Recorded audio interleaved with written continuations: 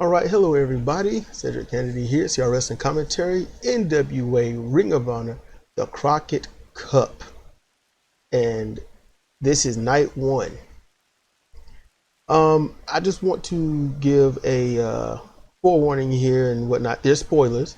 I'm not going to tell you how the matches went, but I will say who won the matches. I'm going to do that. And the reason I'll do it this way is because, in all honesty, the matches were good, entertaining. They kind of pull you in. Some pull you in a lot. And not everything went the way you thought. Eventually, if you look at the brackets, you're like, okay, I know this team should take it all the way on this side. And on the other side, this team needs to take it all the way. So I want to know, y'all place your, down there in the comment section, let me know who you think was going to go all the way on either side. Who's going to meet for that Crockett Cup at the end on night 2. And see if it matches what happens. But also, Jimmy Whisper, he gave me a good suggestion of what to talk about, and I'm going to get to that eventually. It's a lot. It's a lot, and there's a lot that I don't remember. There's a lot of people I don't remember, a lot of teams and angles and storylines that I didn't care for, don't remember. I just want to talk about the company as I viewed it as it went along. But any other suggestions anybody have that, because see, the reason I don't just bring up stuff and talk about it is because I don't want to bring up stuff that y'all don't want to hear about. You ask me questions, then I know that you have an interest in that subject. So I don't want to be one of these people out here that's like, look, I'm going to tell you what I'm going to talk about, and you're going to be interested because I'm saying it. I think that takes a lot of ego and arrogance to be that way. My channel, I want to interact. That's what I'm hoping for, to interact. And that's just kind of really how I wanted to go, to be interactive and be thoughtful and, be honest. And if I don't remember, I don't remember. If I do remember, I do remember. And if I have my inputs on certain things, then yeah. So let's get into this Crockett Cup tournament, tag team tournament. All right, let's do that. So I want to start off by saying that this tournament was amazing. It's damn near 4 hours, but I mean, they did it right. You didn't feel like you were there for 4 hours. And when it was over, honestly, Cedra and I were waiting for some more matches or something. That's how good it was. I'm not going to spoil the inner workings of the match, who did what and all that, like I already said. Just who won, who lost. Or at least who won. There was a lot of backstage promos, interviews, chicanery, explanations. And it was just, you gotta watch it. You gotta watch it. It's just worth it. It's worth it. If you watch the Crockett Cup night 1, it's just worth it. So without further ado, let me get into this, because I'm gonna run it down kind of quick-ish. First round matches. Okay, there's 6 of them. So you got Hawks Ari versus The End. Now, this match was good. All these matches were good. So I'm just not even going to say that anymore. I'm going to try anyway. I just like giving compliments. But it was a long, hard-fought match.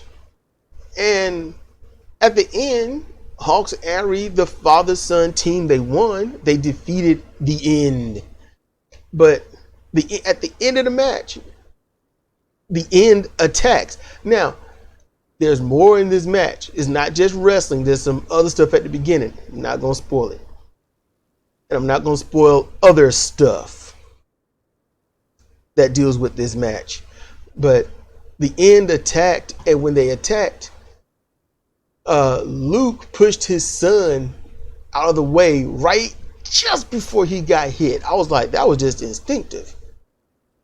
But Luke got hit hard. At some point, somewhere, it might have been that, or it might have been before that, but he suffered an injury. It was bad. So, at least, you know, the good guys won. You know. So, that's match 1. Match 2, the Cardonas. That was Mike Knox. Mike Knox and somebody. They kept giving him different names. It was weird. I think going by his nickname or whatnot. I can't remember who, but it's not Matt Cardona. It's just the factions, the Cardonas, and I guess they're doing Freebird rules like another team. But they go against Mims and the Pope. Mims, he's interesting. He's extremely interesting. He's not charismatic. He's not flamboyant. He's not even all business. But he's damn interesting. Mims captivates me, and I can't figure out what it is completely. I've got pieces to the puzzle, but I got everything but the final 5 inner pieces, and you think one's missing from the box, you might have to call the manufacturer. But the Cardonas win. It was epic, but it was BS. But they won. Next, and this team I don't like. I don't like their name. Don't even like them together. The Dirty Sexy Boys. They are versus Aaron Stevens and supposedly Kratos. But Kratos, or in New Japan Strong, JR Kratos, can't be found. Maybe he didn't get from California. Maybe he was laid up with COVID. Maybe, I don't know. But he didn't show up. So Aaron Stevens goes with a long promo and stuff while his partner gets ready. He goes through a promo. He cuts a good promo, fan, crowd interaction. He's in character, jumps out of character, and lets you know it. I love it. I'm an Aaron Stevens fan. But his partner is the Blue Meanie. And so everyone, this show, in memory of Scott Hall, the Blue Meanie is one of the biggest rip-offs of Scott Hall. Even when in ECW, it's like, why are you stealing all of Scott Hall's taunts and everything like that? But that's just what he did. And he was the most popular one in the group. I ain't gonna say Blue Meanie still got it, but Blue Meanie, he's out there just to do this and then go home. So keep that in mind. When he came out, wrestlers who don't plan to stay have a certain look in their eye. Now, if they do plan to stay, oh, that's cool. But I'm used to a certain look in the eye when it's like, I'm just here for now and I'm gone. And he had that look. So I just enjoyed him while he was out there. He was the life of the party. Blue Meanie was life of the party. But,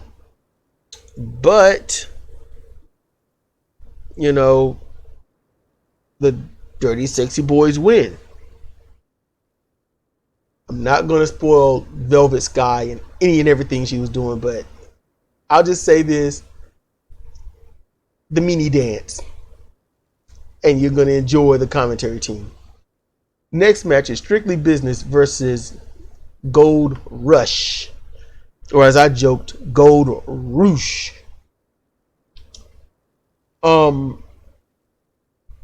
In all honesty, this right here started Tyrus being the man of the night.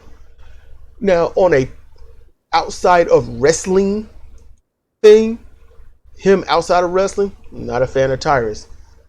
I get why he is the way he is. And if they use that, he could be a hellacious babyface. And I mean a severe babyface. But he's going against that. But Tyrus had me tonight. Tyrus is a bad guy. He don't do things the right way. But man, he had me on his side tonight. And I'm not even going to tell you why. When you watch it, you're going to be like, I like this bad guy. You're going to love him as the bad guy. He's on point. Tyrus is on point. Love it. But Gold Rush won with epic, unfound levels of cheating. But they won. And if you watch the match, you'll be like, this is not fair. You know, you got two heel teams, and one heel team didn't really turn into a face, but they had the crowd because Chris Adonis looked awesome. His gear looked awesome. They all wrestled professionally and didn't do too much, but they showed all the basics. They showed every team showed various forms of the basics, working various angles of the gimmick of the match of tag team wrestling, showing and exploiting the rules. Even a kid had to shout out, hey, that's in the rules. It's not really breaking the rules. So it was awesome. The wrestlers had great crowd interaction. And yeah, there's a kid that's going to grow up hating one wrestler. You can see it in that kid's eyes. Man, if I was 20 years older, I'd be in your ass.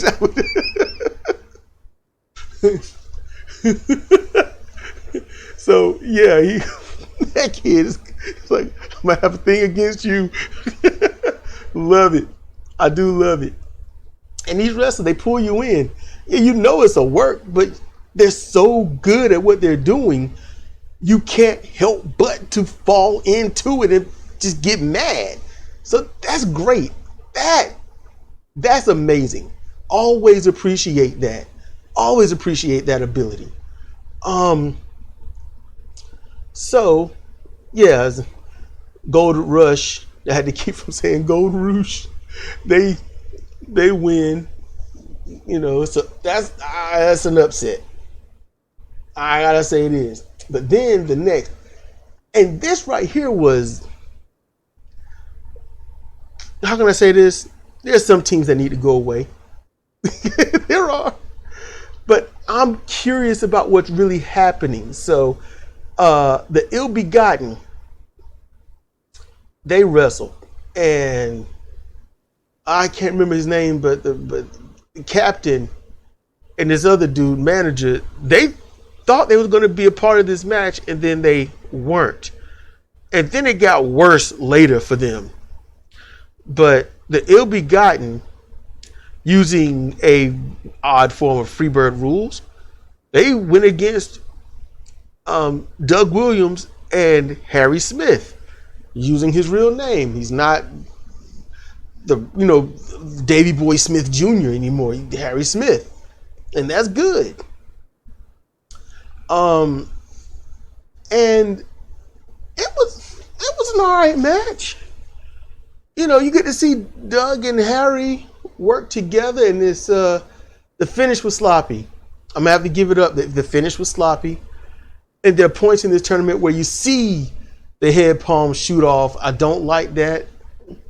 It's only good when it's a power wrestler and they're about to hit the move. That's the only time it is moderately accepted. But there should still be few in the industry that do it. You know, only few. You know, think of Jeff Cobb. I don't know if he's doing the full head palm shoot off, but he will hold you by your neck and your lower back and throw you to the ropes like you're nothing. You know, that it was, you knew when he did that, it was the setup. And that is the stuff that's needed. Other people starting to do it, and it's like, no, you done drown it out, and you made yourself not special. Jeff Cobb is still special. You're not. Find your own. But at the end, Harry and Doug, they won. Not the way you think. They tried to harken back to the Midnight Express. It didn't work out so well. The ring is too small, and they weren't, the opponent wasn't far enough away. But at the end, they let you know their tag team name, which is the Commonwealth Connection. I'm like, that's a long name, but saying it out loud now, I'm like, it flows. It flows. Go figure. Final match in the first round. We got the Tate twins, the Bad News Boys, versus La Rebellion. Two things I want to bring up. And Cedar had to correct me on this, and it was, I appreciate that. And I appreciate when y'all correct me on things and inform me of other stuff. I'm like, oh, wow. The Tate twins, they didn't have a tag team name when I saw them in Ring of Honor. And they didn't have a name when I saw them that stint or whatnot in GCW. But they got size on them. They ain't big like that, but they are. They've come up to junior size. These are the boys. These are Dalton Castle's former, boys. These are my boys. This what? they're his former boys, and I like that. Yeah, while they dress the same, you can tell them apart.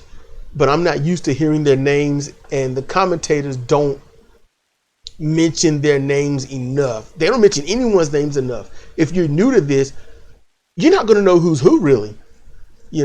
That's my only gripe with the commentary team. You got three people there, and not one of them consistently mentions who's in the ring, who's taking the blow, how that person by name is reacting. You don't have to do it every single step of the way, but you need to do it at least, I don't know, once a minute, once every 2 minutes, or at dire clutch moments, even at the beginning, when they seem like they're in immediate trouble, mention their name. Mention the name. And then La Rebellion, Mecha Wolf. Now, this is how we were at first. Mecha Wolf is not Mecha Wolf. Because it's like, who is this dude? He's smaller. His hair is slightly different. And he's not acting like Mecha Wolf. It came out, him and, I thought it was Damien 666, but it's Bestia 666. Or Bestia 666. It's 666. 666. I like that better.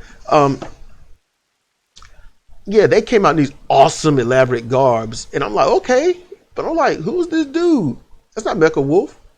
And then their tag champions, they got the current belts, which are like golden, super golden, shiny. And then the original Jim Crockett belts, or at least the ones that they had won, before those were replaced with the new ones. So they had both belts out.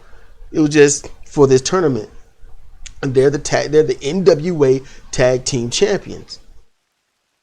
And I'm like, the tag champions don't need to be in this. They do not need to be in this because they're champions.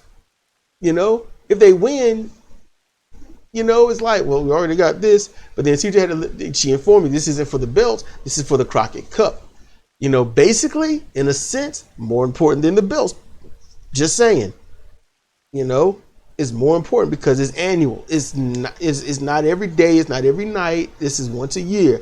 And you fight your ass off to get this Crockett Cup and say you are the absolute best that night. And you can say Crockett Cup wise, we're the best of the year. So you get to say that. Nobody said that in the promo. Not one person. They talked about filling it with Hennessy. They filling it with the finest wine or liquor or something like that. But I'm like, no. Someone should have boasted and said, when we win this, it says that we are the best tag team for the year. And we're going to go on and win every Crockett Cup because we're the best team, period, permanently. Which is something that Camille, she went on to do in her promo. And Camille gave a good promo. She's been learning. She let that North Carolina angry girl come out. I likes it. I like it because no other girl talks like that. Well, no female, no lady you're going to use. I say girl because they'll always be young and vibrant and battle hardened to me. At least the ones that can wrestle. And Camille is coming up. That's how I see that. She's, champion, but she's still learning, and you can see it, and she's getting better. I likes that. But in this tag team match of the Tate twins, the Bad News Boys versus La Rebellion won, and it was a good match. I like that they made the Tate twins look really good, although the Tate twins still need some training. But no, not training. The one slip. They're not going to call that it's not a botch. That's not a botch. A botch is when you screw up royally. You outright miscalculate and don't think about other things, and you just screw up royally. To me, that's a botch. You can go to AEW for that. Untrained, unskilled stuff. It was a slip.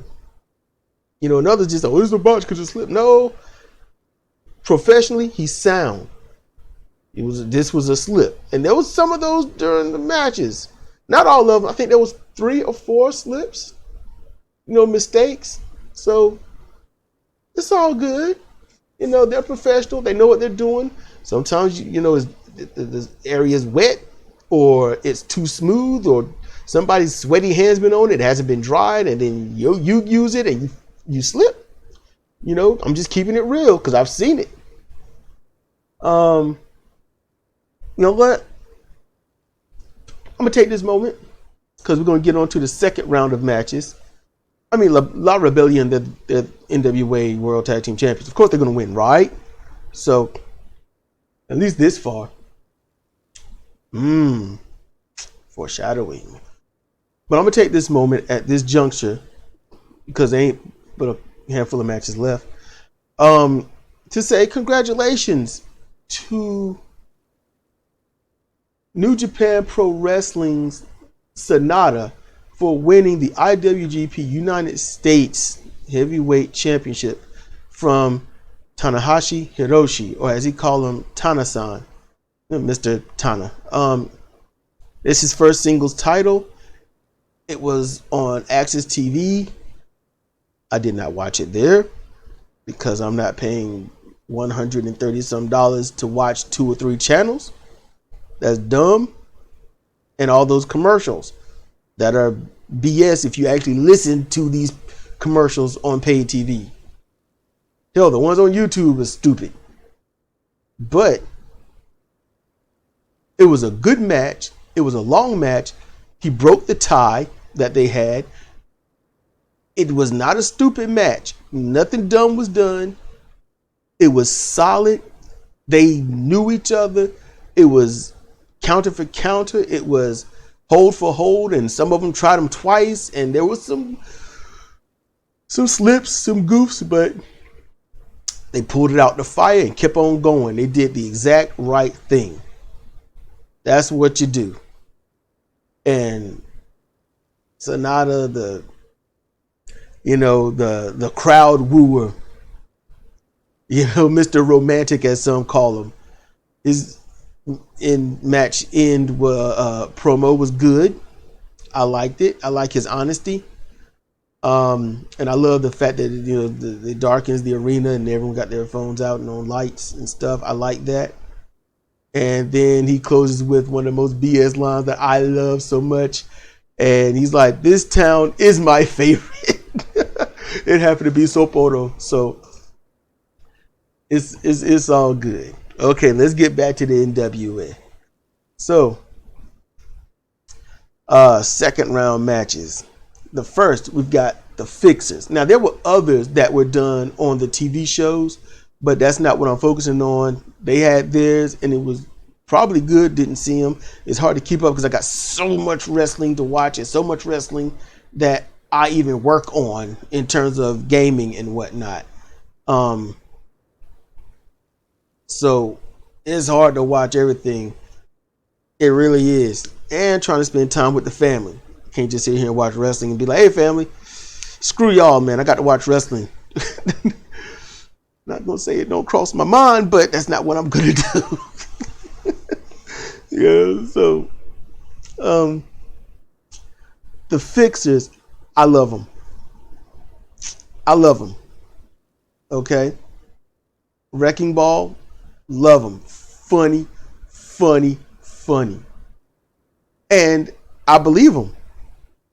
That's the thing. I believe him. The dude in 2.0, the one that's always intense and hollering and screaming and yelling, I don't believe him.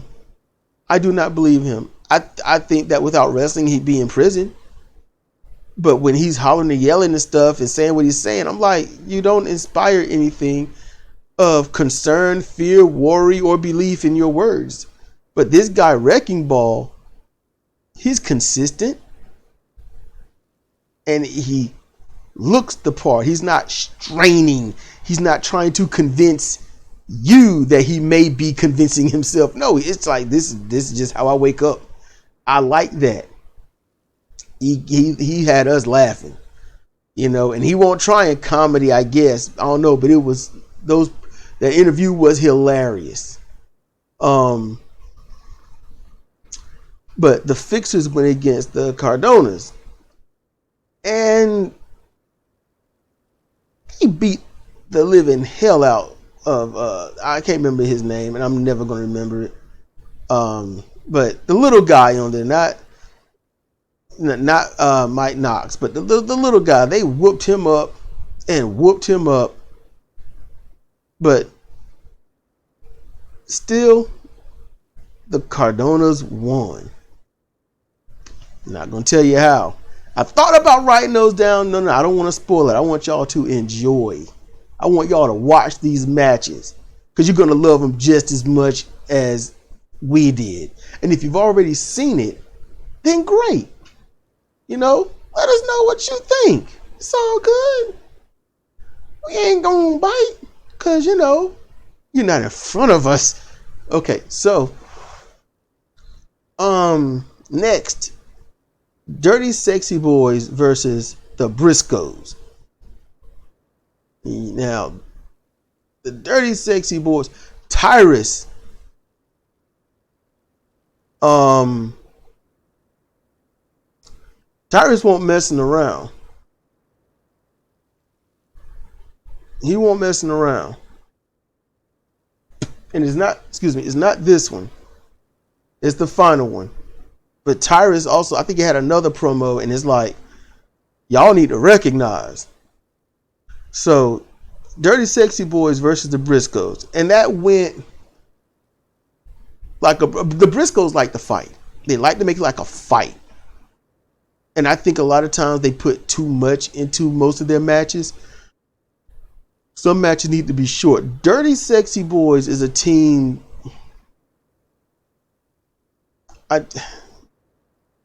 The whole let's get weird, I can get into some of that, but I don't know. It's weird because he's not consistent, so it looks like a gimmick.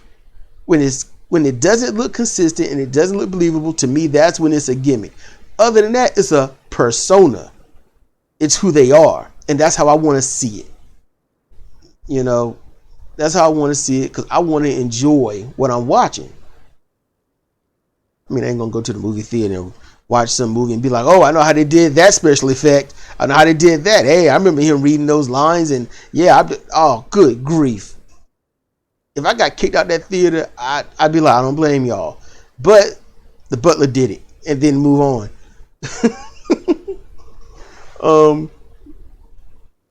But yeah, the Briscoes won in Briscoe fashion, and it looked good. Brutal, but it looked good. Next, second to the last match of the night. Hawks Aries. He can't come out. PJ Hawk comes out. He's going to wrestle alone against La Rebellion. Luke Hawks suffered a concussion. Now, PJ Hawk, valiant fight. He did well. Now, a lot of people will be like, whoa, he just did so much. How did he last this long? They're tag team champions. And he kicked out of their finisher, the mark of the beast. He kicked out of it. The crowd popped. La Rebellion popped. We popped. The commentators popped. It was epic. It was epic. And it shows fortitude. That's good. But at the end, La Rebellion won. And they talked about it. And I will spoil a bit of this promo. But Mecha Wolf, that's Mecha Wolf. Because he was talking. And see, Mecha Wolf is one of them people from Mako that is like fluid as all get out in both languages. When he speaks English, or I guess we should just keep it real and call it American. But when he speaks English, there's no Hispanic accent. There's no accent by any means necessary. It messes with my head. Because then he'll jump right into Spanish or Espanol, and all of a sudden it's like accent, dialect, all of that stuff.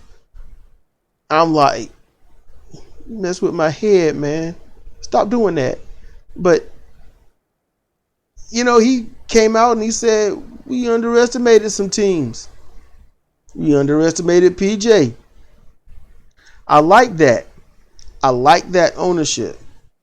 But right now they're at a transitional state of we good guys, we bad guys, what we gonna do? So La Rebellion won their second match. And then we get to the final match of the night. And it's the Commonwealth Connection, Doug Williams and Harry Smith versus Gold Rush and Tyrus. I'm going to spoil this, and I'm going to tell you why. Because even though I'm going to tell you summed up what he says, it's not going to take away from it when you hear it. I guarantee you that. But Gold Rush wants to come out and be all whatever. It's like just a match. You could see it. Come out, showboat, yada yada, do the normal. And I get it. And they should. It's what they are. It's their thing. It's how they're getting over as the growing team. They've had plenty of matches, but they're still growing. They got to find each other. They ain't there yet. But Tyrus, he's like, hey, y'all need to quit that. You see them two in that ring? Do you know what they've done in their career? Do you know the titles that these two have won and held? Y'all better act right. And I'm like, dude. So that match, I'm gonna tell you straight up. In my EFED CR Fire Pro, two people of the same faction was in what's called the Master 4 Championship match. And that harkens from the game of WWF No Mercy. So you got 4 people in the ring and they're vying for a title, and it's elimination by pinfall, submission, knockout, DQ and all that, but no over the top. And no fast pinfalls either. None of that 1-2 count stuff. I don't do that. It's got to be full on or nothing at all. And these two people that I put in there, they're from the same faction, and they are rowdy factions. So when they went in, they pretty much beat the hell out of each other, and then there was slim pickings and then the champion retained. That's what happened here. Inadvertently, and I'm not going to tell you how, but inadvertently, Gold Rush beat the hell out of themselves 25% of the match. Cedric was calling it. It's like, y'all done beat the hell out of each other for 25% of the match. You're doing the work for, TCC. The Commonwealth Connection, who won the match. This ain't over.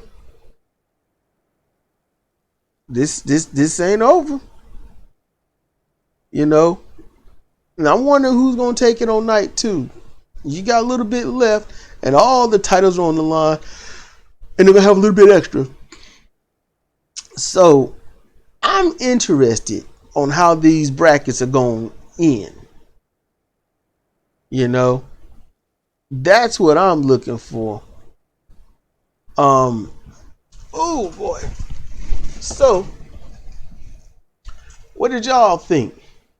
And I flubbed because I thought this came down to two teams left and right, but no, it's 4 teams, and I didn't keep track of that when it was ending because I was too busy listening to what they had to say after the match and thinking about what to do while I'm preparing and working on Filmora 7 to get end screens and promos and things right for tomorrow and Tuesday. So yeah, so my bad. But let's see, going on this, let's see, the Commonwealth Connection, they're in. The Briscoes are in. La Rebellion, they are in. Every other team, and the Cardonas, they're in. So those 4 teams right there. And honestly, my choice, I'm telling you straight up, Briscoes and La Rebellion. That's what it's going to come down to. Tag champions can't lose, And if they do, that's how you set up another team to be a threat. And Corrigan at the end, he talked about that. He went through each tag team, and he's a Briscoes fan, and the Briscoes got screwed the last cup. Short match, they lost. I think it was a DQ or something like that. They're owed. And it would help further decorate them as the tag team that they are. They just need to stay away from certain organizations that's going to just make them look dumb. And I know they're going to head to one soon in a triple threat tag team match, which is, I wouldn't go back after the last time, but that's getting me. You got to look out for your legacy. So that's going to do it for this. I hope you enjoyed this. This is almost 40 minutes. I wasn't planning on any time or anything. I'm just talking and chilling and whatnot. So I'm gonna get up out of here because y'all got better things to do. I'm sure, and I hope y'all was doing certain things. Well, work around the house or something. You ain't got to look at the screen. Just work around the house and play your video games and listen to my voice. That's my nice and soothing voice. Soothing.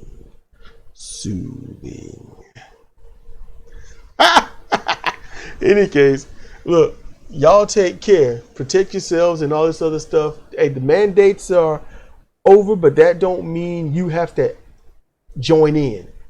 Keep protecting yourself, your family, your neighbors, your friends. All right? Mask up, glove up, wash up. Not in that order, but get it done. And with that said, good night. See you next time.